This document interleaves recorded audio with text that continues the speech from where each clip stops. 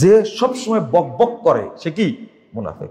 কথাবার্তা বলে বলছে ভাই আমি একটু কথা বেশি বলি, কত গর্ব করে বলছি, কিন্তু ও যে মুনাফিক নিজে জানে না। বুঝেননি কথা? কথা বেশি বলা আবার অনেকের ভালো অভ্যাস মনে করে। আমি একটু কথা বেশি বলি, কিছু মনে করেন না। তোমার মধ্যে মুনাফিক স্বভাব থাকলো কেন? আমি কিছু মনে করবো না কেন?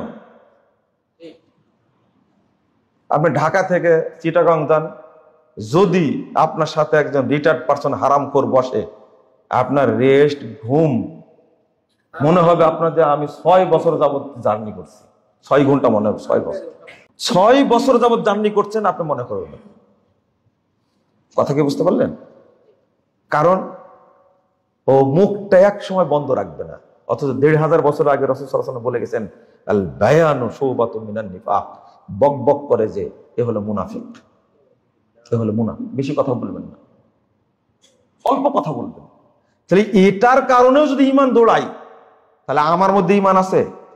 আপনি কথা বলেন আপনার ওয়াইফের সাথে এত নোংরা ভাষায়, আপনার ওয়াইফকে, আপনার ঘরণী একজন সবচেয়ে নিকটের মানুষ, আপনি তার সাথে যে ভাষাগুলো ব্যবহার করেন, আপনি নিজেই দেখেন আপনি মুনাফিক না।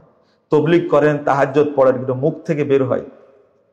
আপনি যদি আপনার ওয়াইফকে বলেন তুমি তো ছোট লোকের বাচ্চা, এই ছোট লোকের বাচ্চা কথাটা বললেন, তাহলে শুধু ও না, ওর বাপও দোষী হয়ে গেল, তাই না?